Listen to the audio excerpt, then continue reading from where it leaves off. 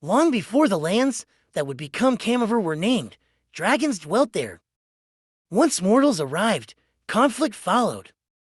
The strife was only quelled when the first king of Camavor humbled himself before the dragon matriarch, bending the knee and pleading with her to lend her great strength to his armies and all his dreams of empire. So it was that the dragon, who would eventually be known as Grandmother Viper, and the Camavoran ruler swore the oath of Volume Vesperitus Sinvain, binding their lineages for generations to come. The dragons remained fiercely loyal to the throne and to those high houses that passed the trials and performed the sacred rites of the oath. In exchange, the dragons were kept satiated with livestock and showered with offerings.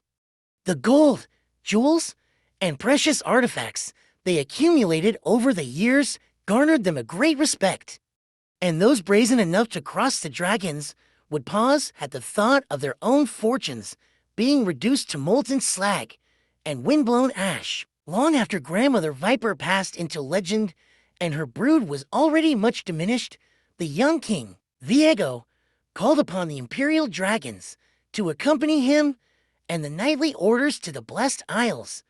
The dragons refused, seeming to recognize his madness for what it was, though even remaining in Camavor with all their treasures could not spare the kingdom from the tragic repercussions of the ruination. The handful that survived bore witness to endless neglect and conflict, roosting within the deteriorating palace where no monarch would ever reign again.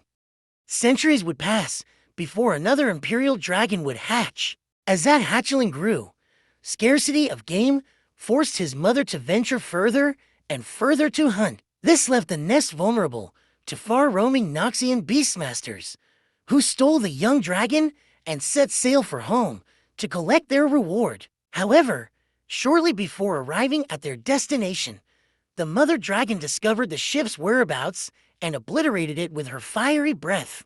In the chaos, the hatchling was swept away, borne by the current to a nearby island off mainland Noxus. Scared, alone, and hungry, the hatchling employed his mother's lessons to hunt small prey in this strange environment. And on one such hunt, he stumbled across a human child called Marinos. The boy would go on to name his new friend Smolder, and as the young dragon's ability to communicate grew, their friendship flourished, but remained a secret. The boy feared that if anyone else were to discover Smolder, he'd be taken to the mainland and sold to the highest bidder. As time passed, the boy grew into a man, one with responsibilities that seldom allowed for the playtime Smolder had grown so fond of. And so, in an effort to amuse himself, Smolder decided he'd learn to breathe fire like the dragons in Marino's stories. After many attempts, instead of sneezing sparks as he'd done countless times before, flames burst forth.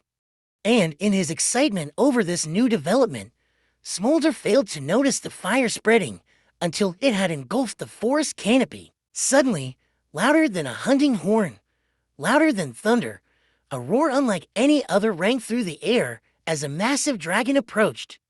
Having been drawn by the rising smoke, Smolder's mother swept down to embrace her child lovingly, as if they never parted. Carried away from the growing inferno by the scruff of his neck, Smolder soared, his first time experiencing the world as dragons should. Smolder now roosts with his mother on the cliffside, where she'd spent so long watching and waiting for signs he yet lived. Every night, she recounts the history of his kin, the meaning and responsibilities of imperial dragons, and how to hone his fledgling abilities. And one day, when he is ready, they will return together to their ancestral home to usher in a new golden age for Camavor. If you liked the video, please don't forget to subscribe.